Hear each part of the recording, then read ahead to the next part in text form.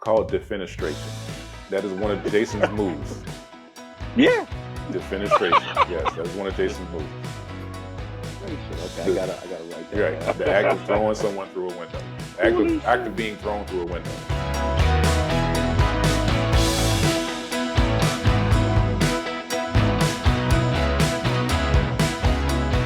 Welcome back, everybody. Alex, what's happening? All right, how's it going? How's everybody doing? Well, today is part 2 of our Friday the 13th discussion. Last time we debated the merits of part 1 and part 6 and why we felt like those were two of our personal favorites. It was mine was part 6, yours was part 1, and talking about the movies, a little bit about the production, and why they placed that high on the list for us. Right. Today, we're going to get into our other 2 favorite Friday films. And for you, which one is that, Alex? It's Friday the 13th, part 4, the final chapter.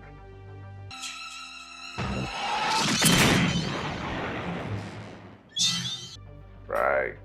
Which I honestly agree is a really good Friday the 13th movie. And this is my very close third behind the movie I'm going to be discussing today, which is part 7.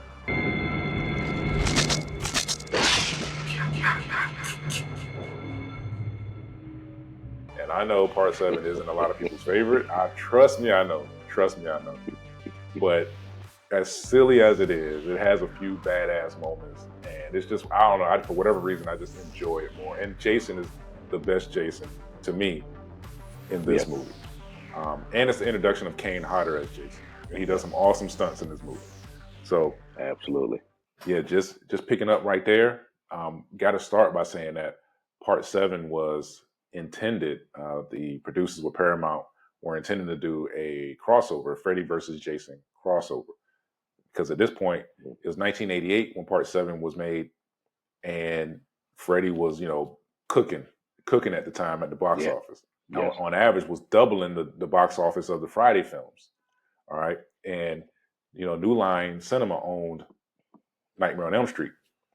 Well, the deal didn't go through because New Line just felt like, why would we do a crossover when we're like doubling your box office? Not really. I don't think they were thinking very forward at the time, because it would have been, I'm pretty sure it would have been a huge hit at the time. Yeah.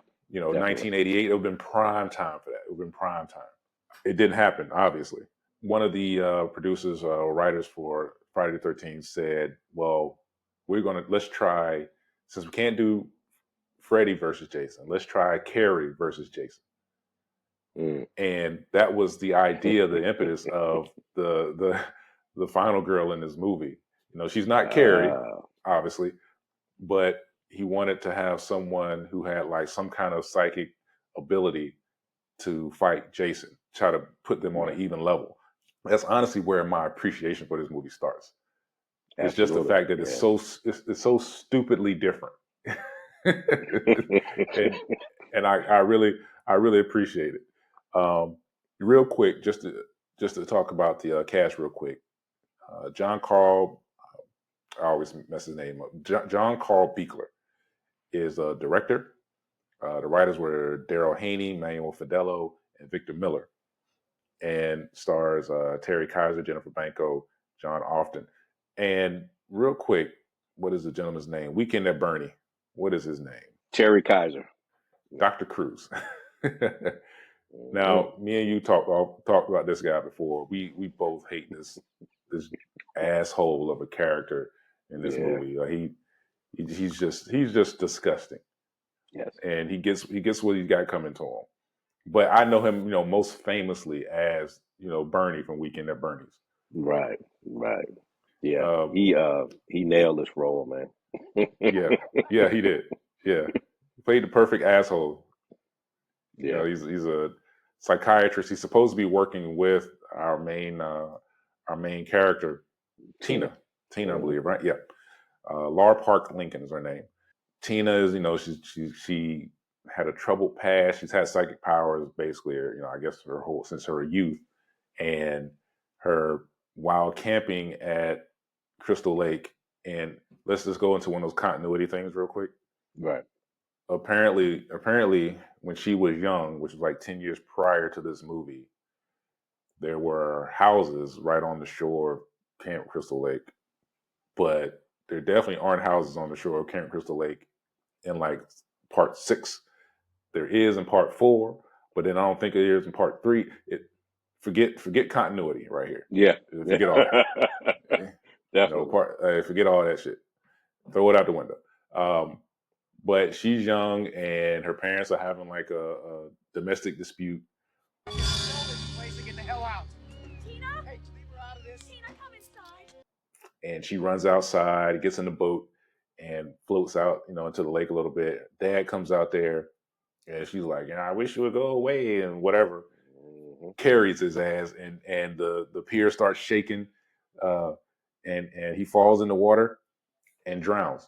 Of course, logically, you would think like, okay, dude drowned. Nobody's gonna try to help him. They ain't gonna try to call for help. No one's gonna try to fish his body out of the water. This is relevant later. Right. So, so it fast forwards 10 years, and she's an adult, and she's dealt with like some mental issues over the years, and her psychic abilities. And there's this sleazy doctor, Weekend at Bernie. It's his sleazy ass. He's trying to take him and the mom up to this cabin at Crystal Lake, back where the shit happened, Right. and try to work on her powers there, whatever, basically for his own gain, honestly. Exactly.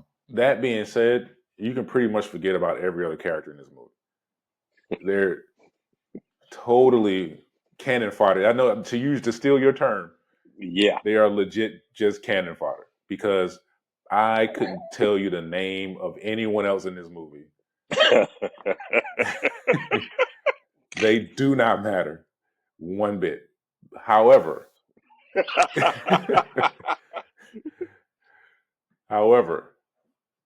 let me say, from a production standpoint, the characters in this movie, well, the deaths in this movie were heavily censored.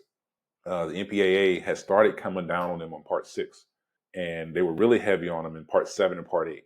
And they had to do so many like cuts to this movie to get an R rating. And this is the like most bloodless Friday the 13th movie. This shit might as well be PG-13 if it wasn't for like the nudity. A lot of the scenes were shot completely with complete effects, gore effects, and everything. This had to be cut down. The issue is you're never going to see like a director's cut of the movie, because the original footage was lost, and the only footage that remains are the work prints, the VHS work prints of some of the behind the scenes and some of the scenes that that were made. So that's the only way that you even know that some of these scenes were a lot longer than what you saw in the film. So yeah, forget all hopes of finding a perfectly good version of this, because you're not. It doesn't exist. Damn. It's a shame, because this movie has some interesting kills. There's nothing really spectacular except for the sleeping bag.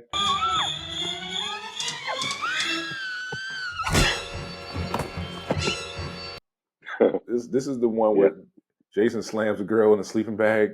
Even Kane Hodder said that that's the only cut the MPAA made, because in the movie, in the production, he swung her like 7 times. We hit the tree like 7 times, right? Yeah. Well, the MPAA made them cut that back to 1 swing. But Kane Hodder said, you know what? Honestly, it works better. That's the one scene that worked better because it was cut. And he said because it just seems like Jason's so powerful that like he didn't have to swing her multiple times. He swung her 1 time and she was dead. Broke up. And he said that like, he said, I kind of like that cut. Actually, that one kind of worked out. Kane Hodder does some ballsy stunts in this movie. He gets an entire not an awning, but like a porch like falls on him. He almost really hurt himself in that. Yeah. He falls to a set of stairs and nearly hit his head on that. He gets set on fire for, at the time, 40 seconds was like a record. Yeah. He went all out for this movie.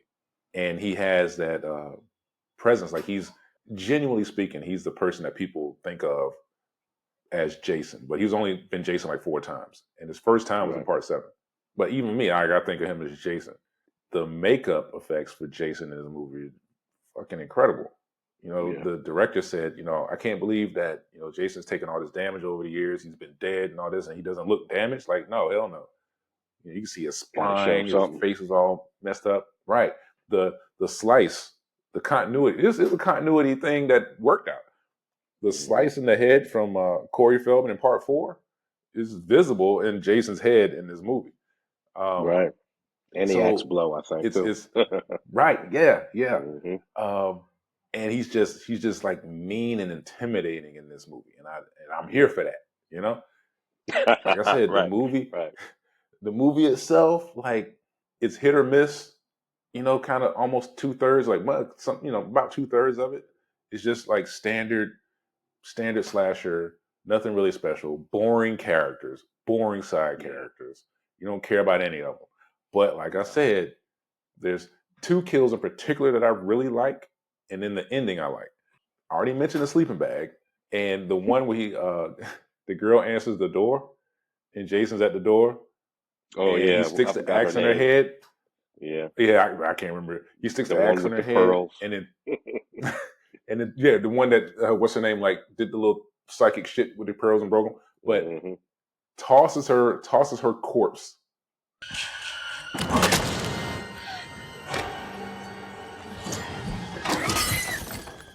into the corner over a TV.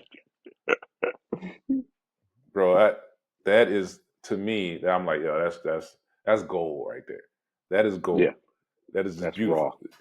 Right. Exactly. Give that stunt person their props for that one because they dove head first into that corner. Yeah. Yeah. Yeah, definitely.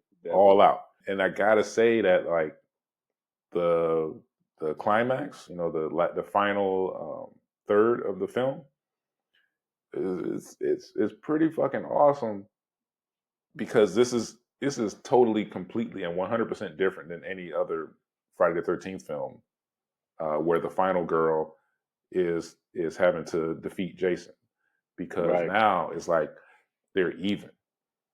You Yeah. know, Jason's an unstoppable zombie killing machine, but this girl has psychic powers, and she's throwing everything at his ass: a fucking couch, uh, gasoline, uh, a lamp. Like he can't. It's almost like he can't get a lick on her.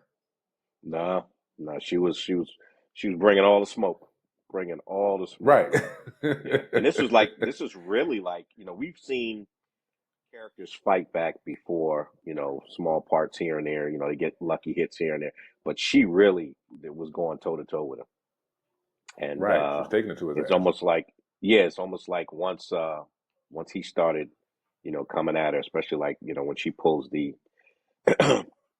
electrical wires down Yeah. from the pole, and then hits the mud pole that he's standing in. I mean, she just came to a whole nother level in her power, man, and it shows. Yeah. It really shows that she's fucking just dominating, going head for head with this dude, man. And I thought that's what makes the movie right there, because again, from Yeah. this point, Exactly. we've never really seen this. Yeah. You can legit fast forward through most of this movie and just go to the end and love it.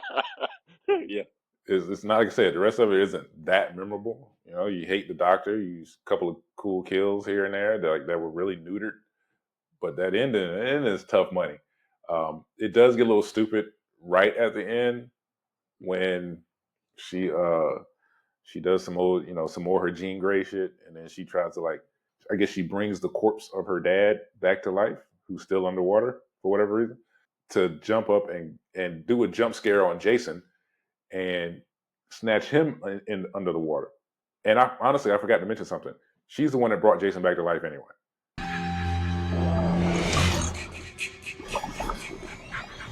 because he's still under the lake with the chain around his neck from Part 6. yeah, And she's standing on the dock, and she's kind of like wishing for her. Maybe she senses that there's a body down there. She's wishing for her dad. She wishes she didn't kill her dad, but it brings Jason back to life, not her dad. right. And that's where, and he pops up out of the water, and she passes out, and then Jason goes on his killing spree. What sucks about the ending is that it was cut by the producer, one of the producers, Mm, and redone.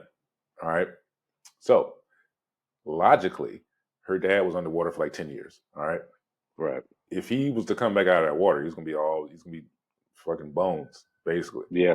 Well, or at least look messed up. Well, when he comes out of the water in the finished film, he's just like, he looks like the day he fell in. All Yeah. right, Yeah. Just a little little, little muddy. little dirt on his face. Yeah, Yeah. nothing wrong with him. Well, they actually had already shot that scene with him looking like a zombie. They filmed that whole scene with him looking like a zombie, and for whatever reason, one of the producers, I forgot her name, she vetoed it and was like, "No, we're not going to do it." I don't even know why. Like, it's one of the dumbest decisions I could ever Wow, imagine. man. Yeah, she vetoed it, so they reshot it with him without the makeup on, and that's the one they put in the movie. It was just that was just dumb to me, Yeah. and Yeah. because it It wasn't an really looked. MPAA thing, It it looked looks odd. silly. It It looks didn't fit. Yeah. right, right. It doesn't fit. Just like Jason turned into a little kid at the end of Jason Takes Manhattan. This shit don't fit. Like, why Right. is this in the movie? I would have much rather had that ending with the zombie version of her dad coming back, and killing Jason. Like, that would have been better. Or even if, you Because know what? I just had a thought. Like, what if she brought Jason back by accident, and then she realized, like, hold on, my dad's still down there. He's a zombie. You mean he's a corpse? How about I bring my dad back and I puppet master his ass to fight Jason? You know what I'm saying? yeah. But Yeah. I anyway, mean, she. Yeah. I feel It like could she have could been do that. possible. Could have been possible. Right. Because to me, it just didn't. It gave me the feeling like when she did something to her dad in the beginning when she was young, it was almost like he was whisked away to another dimension. He was in a void Right. all this time. And then like to see him come back at the end, pretty much like you said, just like he had just fell in the lake, during the incident, it was just weird. So I would even, you know, I would say that it'd be cooler if he was in the void and then she kind of brought him back from her power, sheer will, and Right. he came at the last minute to rescue her. I could accept that, because we don't know anything about Right. telekinetic powers and what they can do, Right. dimensions they can open up, and all of that stuff like that. So I would pretty much would have preferred something like that rather than what they Right. gave us here. Look at it, deal with it. Right. Okay. Yeah. It was some bullshit. The Like, zombie give stuff me a would have been ghost or cool as something. hell. You know what I'm Yeah, yeah, saying? yeah, yeah. Would have fit better. Yeah. Definitely.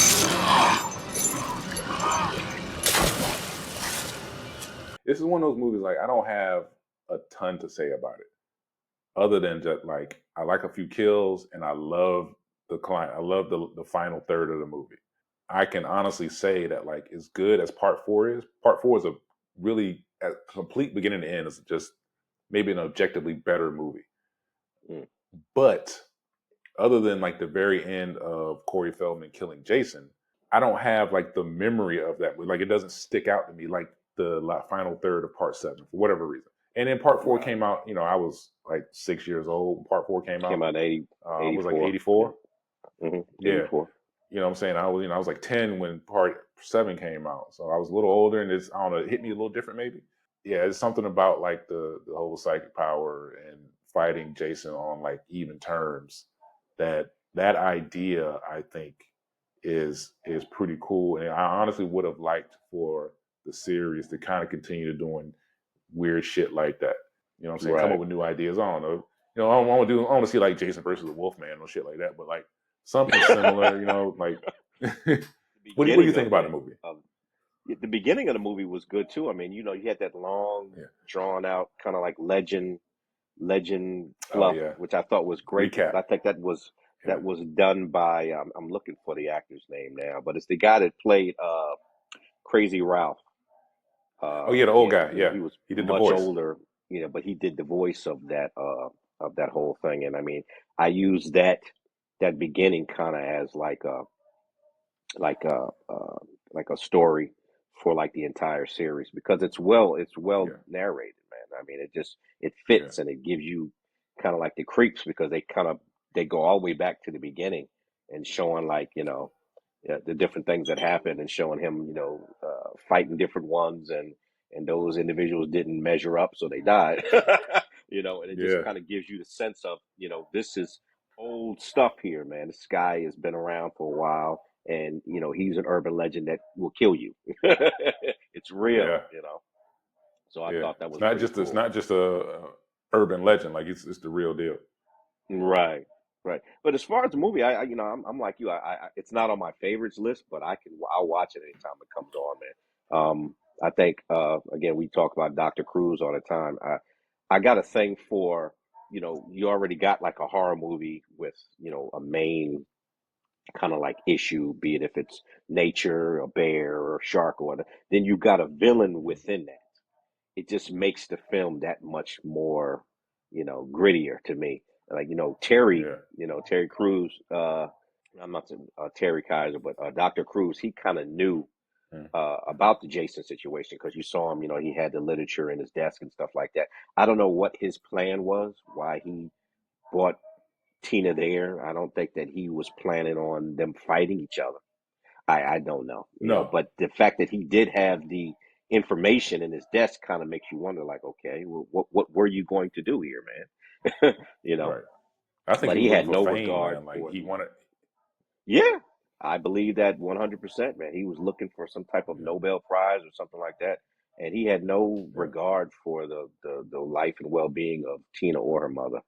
That shows in No. the scene when they're trying to get away from him, and he holds her up as a shield, and freaking Jason just skewers her with like one of those pruning tools. And I'm like, look at this Yeah. fucking piece of shit, man. Yeah. You just Yeah. total Yeah. trash, man. Seriously. Yeah. Yeah, yeah, yeah. So he made you really like hate him as a person, and it just kind of like Yeah. if I can think back like the worst people like villain wise, he's up there on the 1 to 10 list for me. He's just a freaking ass, you know. So he did his Yeah. he did his job very well. He really acted that part, and he understood what type of piece of shit that Dr. Cruz was supposed to be, and he Right. felt he followed through with it, and it came out great. As far Right. as kills, uh, there's a lot of them in there, man. There's a lot of them, but I can Yeah. tell you that my favorite of all, I would think, in part seven would have to be my man Ben, the guy that was dating the black girl, and they were in the van, Uh, and he gets out for a second, and then Kane, Kane has got this thing with manhandling all of these actors and actresses, man. yeah. It has to be believable, and he really, like, you can just feel the intensity of his kills, man. He he grabs Yeah. Ben around his head and just presses the top half of his freaking head in, man. Yeah. And he can't even scream. Shit Yep. falling out, blowing out his freaking face, man. And I'm just like, damn, dude, like you got to Yeah. be a freaking like a juggernaut to freaking crush a Yeah. man's head. You know what I mean? Because Yeah. the only The thing that we uncut had version of even that is close, way nastier too. I believe it. I believe it. Because the only thing Yeah. remotely close we had to something like that was in part three, where I think the guy Rick uh, he snatched Rick around a corner, and then he was just crushing his freaking head Squishes. while his girlfriend was like, "Rick, where are you?" His freaking eyes flew out, Yeah. man. This like topped Yeah. that big time. Hell yeah. Hell yeah. So this film really, you really see a lot of the kills. You get to witness the sheer power that Jason has, man. He's just a freaking. I'm gonna call him a juggernaut, man. This one, he can't be stopped, man. Period. You can't square up on this guy Absolutely. on your best day, man. It ain't Nope. happening, bro. You gonna die. Nope. So, And but yeah, busting through overall, man, walls. can't stop him. It's just you just forget it. You might as well just keep running straight. As far as Yeah. movie wise, man. I mean, again, I'll watch it anytime it comes on, and Yeah. it'd be nice to see Tina return. If anybody wants to pick up the franchise and maybe take a look at the overall like lore characters that we have, that are already established, it'd be nice to see her again come back. I think they Yeah. did something where there was a fan made film not too long ago that I think she did come back. I don't know if it's out or it's coming out, but I Right. need to look more into it because I did remember seeing and reading some stuff where the actress had gotten with some people and they were redoing some stuff, because I think that they did that with Yeah. Adrienne King too, that the young lady that played Alice. They brought her back in kind of like a fan based film as well. So Right. yeah, it'd be nice to see her again. But overall, yeah, it was a really good film. Oh, all right. So real quick, before we get into part four, I had to look up the word for throwing someone through a window because I knew there was a particular word for Mm. that thing called defenestration. That is one of Jason's moves. Yeah, Defenestration. Yes, that is one of Jason's moves. Demonstration. Okay, The I gotta write that right, down. the act of throwing someone through a window, Holy act of shit! being thrown through a window. And you remember in the game, the more recent Friday the 13th game, if you got thrown through a Yeah, window, it will fuck you up. yeah, you dead. Yeah, Especially if he there's grabbed you. That was a finisher. right, right, yep. But anyway, yeah, because he does that. I think 2 or 3 times in part 4. Without further ado, let's. I want you to get into part 4, one of your Okay, favorites.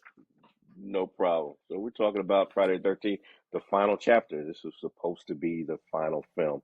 I urge anybody that's watching this video, if you want to get into the politics behind this film, there's a lot of stuff that I didn't really want to get into. The Wikipedia is full of knowledge, so if you want to take a look at some of the stuff that happened behind the scenes and why this was supposed to be the final film and different stuff like that, I urge you to do that because there's a lot of information there. But it was directed by Joseph Zito.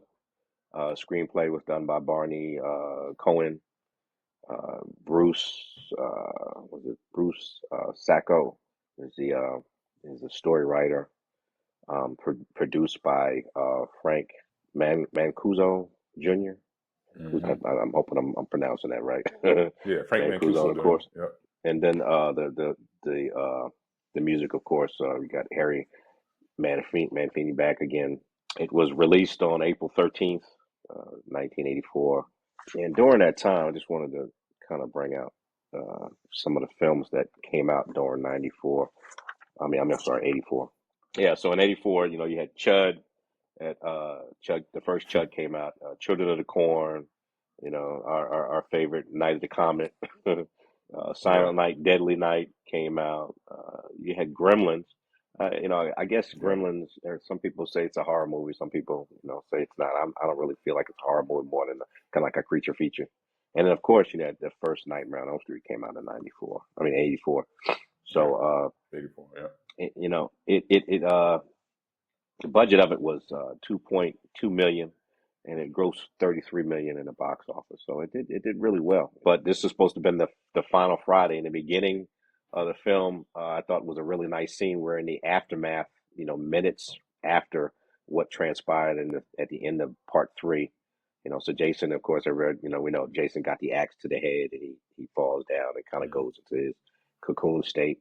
But it was kind of neat to see the county and the general response, of the paramedics and EMTs and stuff pulling up. And you see all the bodies, you see a lot of body bags, man, from different individuals that died in part 3. And then the ambulance drivers, they come and they pick up Jason's body and they put him in the back of the ambulance. And after a few minutes, everybody kind of pulls off, and the helicopter's up there with the spotlight, and everybody pulls off, the area of Crystal Lake.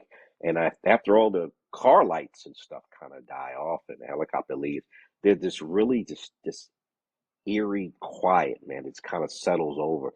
And, whoever's idea this was to kind of let that just sit and marinate, I thought was great because it's almost like it was a piece, like, the evil has been taken, away Yeah. temporarily.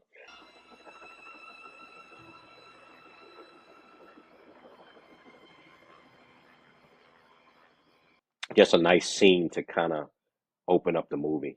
They bring him to the hospital, of course, and he's in this regenerative state. And, of course, the carnage starts to happen again. Yeah. But in the film, we've got Trish, Tommy Jarvis, and his mother, Mrs. Jarvis. And like it was one of those things where you were saying like the continuity thing where there must be houses or small residents or maybe little small cul-de-sacs around the lake. So there are Hmm. people that are living around this lake as well as whatever the abandoned campsites are that were, for Kip Crystal Lake Camp. So I'm assuming that through the years, maybe Jason has been attacking these homes, and some of them went up for sale because the people either died off or, or Yeah. they just said, "Hell with this shit is too weird. I'm getting the hell up out of here." But I thought that's kind of neat to know that people are kind of like living around that area as well. So, Yeah. like you brought that up, like, you didn't know if there were some houses in there. And it'd be nice to see somebody kind of draw up a map of Crystal Lake if there's anything out there, anybody that's watching this, any viewers, hit us up in the comments with some links. Maybe there is a map of Crystal Lake that we can take a look at and see, where the houses are, Yeah. in position to where the old campsite is. Um, Not the NES map. Yeah, the Yeah. NES freaking map, the video game, Nintendo game. Jason comes back at the hospital and he kills off the coroner and the nurse, the night nurse. Axel, that's the guy that was a freaking pervert. He got what he Yeah. deserved. So I wasn't sad to see him leave. But when it comes to like, brutal kills, the nurse's death I thought was one of those kills. I mean, he literally basically just hangs her up and just stabs her and just starts to kind of like just cut her Yeah. downward, so she went out kind of hard. But he starts his way back to Crystal Lake, and questions for me is like, how does he know the way? But maybe there's some Right. dark force pulling him back to where He's pulling like him a back home. bird, man. He's like a But in bird, the man. He just know meanwhile, where he's going. you figure this guy is supposed to have issues, but you got really good with directions, So he's making his way back to Crystal Lake, and while this is all going on, he had some I guess some kids, some college kids, rent a house which is right across from the Jarvis's house. And like I said, Mrs. Jarvis, she's recently divorced, so her and her daughter and little Tommy Jarvis is, just kind of like, I guess they've probably been there for a little bit, and they just trying to, just living their best life. It's kind of neat that Corey Feldman's character was kind of almost shadowing kind of like a Tom Savini type thing, where he was kind of in the FX and stuff like that, because the latex masks and stuff that he was creating at that age is just phenomenal, man. I just looked at some of that stuff, and for him to develop his character like that, I was just like, wow, this kid is really something else. I mean, you saw kind of Yeah. some of the stuff that he had hanging out in his room and stuff, and he's like, he showed that he had a talented future that was awaiting him, besides this, the stuff that kind of interrupted it. But it just was kind of neat Yeah. that they brought that up, and I think Corey did a great job in this film, man. For him to be so young, you figure 84. He was He's done. 12. He did Gremlins. Yeah, Yeah. he did Gremlins. I'm not Gremlins. Yeah, he was in Gremlins. He was Yeah, he in wasn't Gremlins. Gremlins. He was in I think he was whatchamacallit, his friend. He did that. He did Goonies, and he did The Lost Boys. Mhm. So and his filmography, you just check it out. He's done a ton of stuff, and he's still active to this day. He's even doing some kind of musical career as well. So the introduction of Rob, which was I think we talked about this, off camera. Rob was supposed to be like a character that was searching for his sister. His sister had died in the second film. Mhm. Sackhead Jason. This was the scene where Sackhead Jason had shish kebabbed her and her boyfriend together on the bed. Anyway, Rob Yeah. was the brother of the young lady that was with the guy that got speared. Um, Right. and I think Rob's character was played by Eric Anderson. It was funny when we went to the convention, right beside Adrian's table, Rob's table. I mean, Eric's table was right there. Him and his wife were sitting there. Had the opportunity to kind of wave at him and say what's up. But as far as character wise, I think that the addition to him, in here, kind of like you said, it kind of like helped connect some of the films. You got somebody that's actually trying to come back, and find out what happened to their loved one, which I thought was kind of neat. Right. Rob's character, I don't think that it was his thing to do what he did. I think he was just trying to do something. Maybe his sister meant a lot to him, and didn't really get me as the outdoorsy type, because he would have positioned himself and he Yeah. would have been acting a little bit better, a little bit more knowledgeable of his intentions. And I was sorry to see him go in the film Yeah. because he found who he was You after, and it his didn't went presence well though. for him at all. His presence though makes you, it puts into question continuity, because like his presence, if Mm, you think about it, the way these movies are, part 2, part 3, and part 4 happen over the same weekend, right? mm, So part 2 happens, Jason's defeated or whatever. Part 3, starts out. What, he's in a morgue? In a morgue in part three? Am I remembering this wrong? Part three. No, because Oh, I think they didn't he recover a body. They didn't recover a body at the okay. end of I part know two.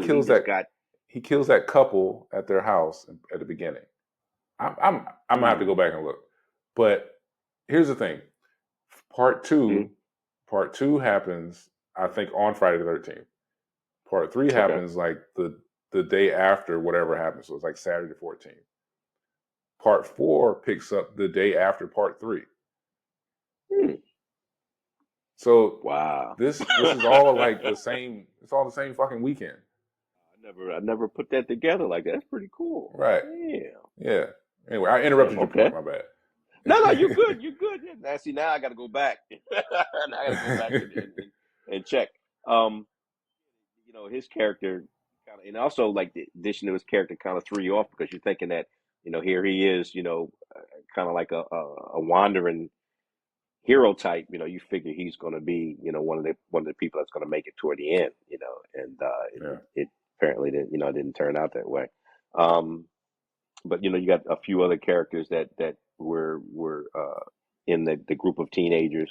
Again, we just spoke about Doug was played by Peter Burton. We saw him in Hell Night. Um, you got Crispin Glover. He played Jimmy or Jimbo. Again, I think Crispin is a great actor. Um, we know him as George McFly. If you watch the show Cabinet of Curiosities on Netflix, Mhm. he's in an episode. He's one of the main characters in the episode of that. And it took me a second to Oh, recognize great, who he was. Yeah, great! I got to go he's in an back and episode look. of that. So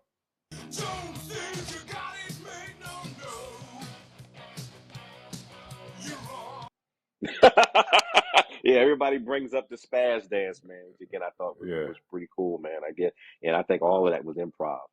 I was yeah, it watching some was. of the Yeah, behind the scenes, and the dance that he did. He just, they put the music on, and he just did his thing, man. And I mean, a lot of they had to yeah, do it in a few takes because everybody was cracking up, laughing at him, yeah, so they couldn't keep the composure of the character, so they had to reshoot it a couple times because people just break out yeah, in laughter. But again, this just showing you the beauty. This guy just has, he knows what's needed at the time. And same with yeah. George McFly, he did the same thing in Back to the Future, which I thought was great.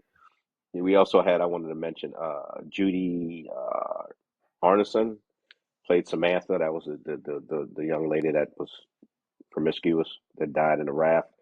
We know her from Weird Science. She was the brunette that Yeah. was dating the other dude, which I thought was kind of neat. Nothing spectacular there. She got stabbed through the raft. Her boyfriend, on the other hand, Right. after He he's caught it. put up at the party, he comes out there to try to re up, because he knew he messed up, and he swims out there. And his reaction when he found her body floating out there, in the raft, he just swims over and thinking Yeah. that she just nodded off, and he swims out there and he's, oh shit! I mean, that was the most realistic reaction in the entire film. And he basically shitted on himself in the water. And he tries to swim back, and Jason spears him through the lower body with that freaking, I don't know, he keeps finding that spear gun, man. Spear gun from part three. Yeah. And he hoists this guy up in the air and then shoots the freaking dart either through him or up through his freaking body cavity. Either way, that shit was Yeah. loud as hell. He screamed his ass off, and anytime Rob heard that shit way in the woods, man, that was a pretty cool death scene though. I thought that was really Yeah. Yeah. really decent. And again, it's one of those things that kind of shows the sheer power of Jason. He's going to one-hand it, pick up this guy that looks like he might be, Right. about 130 or 40 pounds, and then shoot the spear through him. It's like, wow, he's got the art of killing down, man. Yeah. So, as we go on in the story, Jason pretty much systematically starts taking out, all of the kids, and Mrs. Jarvis actually gets killed off camera, which I thought was Yeah. kind of sad. I Lame. didn't expect him to kill mom because her character was, she wasn't messing with anybody. She was just a mom. Yeah. But her death scene was kind of neat. And she kind of comes outside looking for the dog, and then you just kind of see that, and then that's it. You don't Yeah. see her anymore, but you kind of figure what happened. And then when they come back, that's when all the stuff happened. They came back. I think came back and Rob was there, and no, actually they came back and Trish goes out to try to find her mom, and then tries to find where Rob is, where his campsite is, and finds it. And that's what he finds out that Rob's intentions was to come, there and try to take revenge on Jason because she knew that Jason Right. wasn't dead. And then they go back to the house together with Corey Feldman's character, Tommy.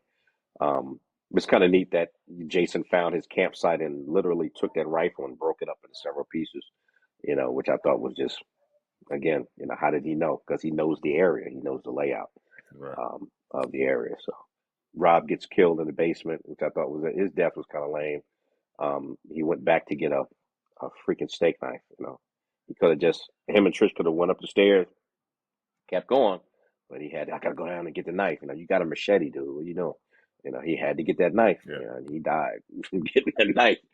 He got freaking disemboweled by a freaking garden tool, man. I think Jason killed him with a Yeah. freaking garden tool, man. Those prongs that you kind of scrape around the freaking the flowers. You freaking just slash the shit out that mug. And I'm like, come on, man, dude, really. And size comparison, I think Ted White was 6'3", 6'3" or 6'4", I think. Ted was 6'4", and Eric's character was 5'10". So yeah, that what you saw down in the basement was a really nice representation of probably what would have happened, especially if you weren't ready. Yeah. So Yeah. he died horribly. Anyway, Trish goes back and Tommy and her fight, continue to fight, and I thought that the end was kind of decent, where you didn't expect Tommy to kind of take that psychological change that he did, when he kind of thought up the idea of making himself look like Jason while Trish was trying to give him, decoy to get the hell out the house, and she comes back and he's still in it. She told him, "Hey man, you're supposed to run. When I do this, you run." But it didn't work that way. Jason! Jason! Jason ends up getting mortally wounded, and then like there's this drawn out scene at the end, and then you see Jason still twitching, so Tommy just flips out and goes Eastern State on him, and continues just to keep hacking the body and hacking the body and hacking the body. So, and again, you figure he's like 12 years old, so you got a 12-year-old just giving it all he's got, with the machete, beating him around the head and neck area. Yeah, I could see him killing him. It's possible. As far as like a satisfying ending, I thought that it was pretty decent. It's kind of ironic that he gets killed by a child. Out of all of these films and stuff, 1, 2, 3, and 4. When I'm not saying, but he wasn't in 1, but 2, 3, and 4, and then that a child kills him at the end of 4, which was just set. It's a little fitting. And at the end, I guess they were trying to say that maybe the torch was passed on to Tommy, to Corey Feldman's character, which again, I don't. That didn't really sit very well with me. This isn't a curse. This isn't like something that you can pass on, like bad vibes, like a Michael Myers thing, or some bad entity, or dark energy, or some shit like that. The guy's dead. Leave it at that. But overall, I thought it was one of the better films. Oh, absolutely. It's absolutely one of the better ones. I really appreciate two things that happened at the end. One, the effects of I can't remember the girl's name. Tommy's sister. Trish. Trish. She machetes Jason's hand. Jason goes up to like block it, and it splits his hand. That's a cool ass effect. It's just painful to look at. And the effect of Jason's head sliding down the machete. Well, that is brilliant. That is one of the most memorable parts of that movie. Eyes still moving. Right. His mouth is open and whatnot. That's crazy. That effect is awesome. Also, like in the behind the scenes, there's the scene where Corey Feldman puts he shaves his head, but it's just a ball cap. They said they had to film that.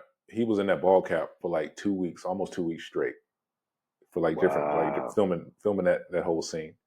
And he hated it. He absolutely hated it. Yeah. And like the scene where his sister hugs him and it's like shown from behind, she purposely puts her hand over his neck because you can see all the wrinkles from the bald cap. So they like purposely had her hand Wow. over it to cover it. They just simple shit like that. Like, you don't have to do anything special. Any movie tricks, just put your hand over it. Yeah, Um, yeah. I and wouldn't me have known if you didn't personally, hadn't said if you hadn't said right? anything. Me personally, I think they may have done better if they were going to continue the series and you weren't going to go the dead zombie Jason route. Then it would have been better off making Tommy Jarvis like the next killer, and you can change him up a little bit. That way, you're not stuck with the lore of like Pamela Voorhees Yeah, and all this other stuff. Like you start a whole new, clean slate. lore, right? Right. Um, you definitely could have had that option, but Yeah. of course, by the time now part five, we know was this, it's a whole nother story with Roy and shit. But Mm. Tommy Jarvis is in that movie, and he's older. He's in, had mental problems because of what happened in Yeah. part four, and there was supposed to be like that story was supposed to have him kind of becoming like a little more evil or whatever. But anyway, Hmm. it fast forwards, and I don't know how many years it's supposed to be, which doesn't continuity wise like part six should be in like fucking 1995 or some shit like that if you count the years. Yeah. But like I said, part five, they fast forward the timeline a little bit. Tommy Jarvis is a little older. And then part six, now I'm tripping. Which one is it they show Tommy Jarvis, Corey Feldman getting killed at the beginning? Is that part five? Or part six? Or part seven? Which one is that?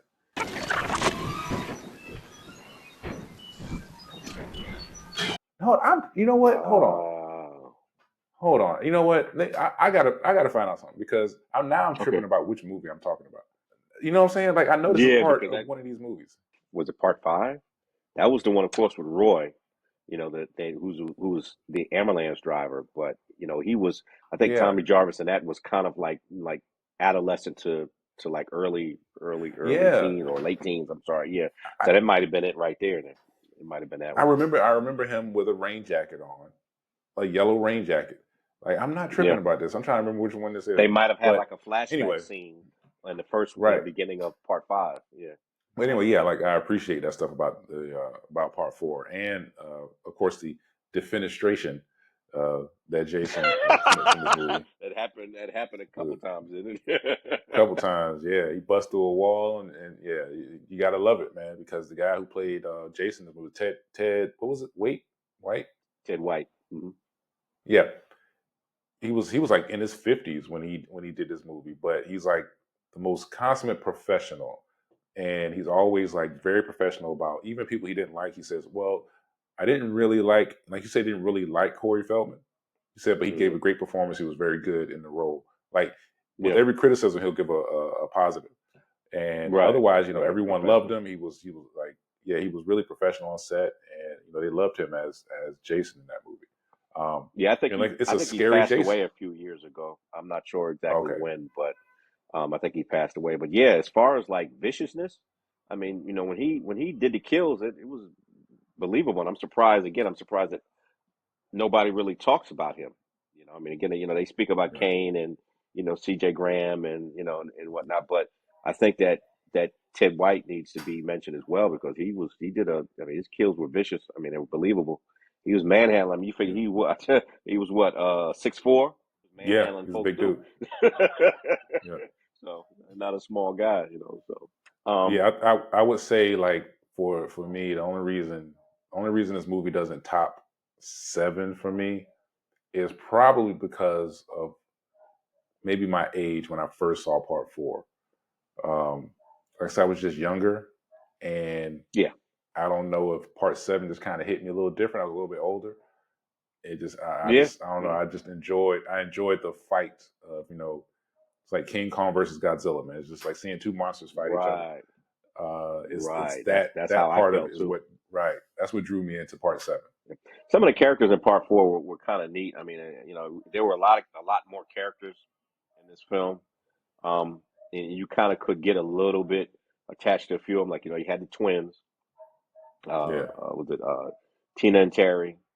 And Ted. I didn't get a chance to mention Ted. Ted was the was Jimbo's so-called friend. Let me put it in the computer. It's basically just the asshole fake friend. you know, so secretly Right. jealous of Jimbo, you know, and I thought that he did a pretty decent acting job being the fake friend, you know, opposite Right. Crispin. And I thought that they, it was pretty decent there. They had a pretty believable chemistry because, like I said, we've always we all have had somebody like that hanging around us. Oh yeah, man. Well, you shouldn't do that. Yeah. And he's telling you this, that, and the third just to see you fall. You know, so Right. kind of neat. Yeah, I mean, as far as like character wise, there were a few memorable characters in there. I think they did a cut, a major cut in a dream sequence that they had changed the ending a little bit, and it was they were supposed to see what happened to Mr. Jarvis. Actually, Mr. Jarvis's body was upstairs in the tub, and it was supposed to be like in a dream sequence. But I think that they cut it for some reason. I don't know exactly why, but it's in Yeah. the special features if you get the DVD.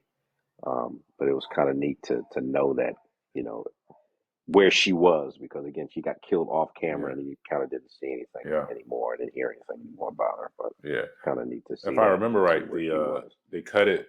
They cut it because of there's like a jump scare or something in it, something to do with like Jason. I forgot, and I think they cut it Yeah, because yeah. the Actually, director was he like was he didn't want behind another her. one. Hmm. Right. Yeah. Yeah, he didn't want another one.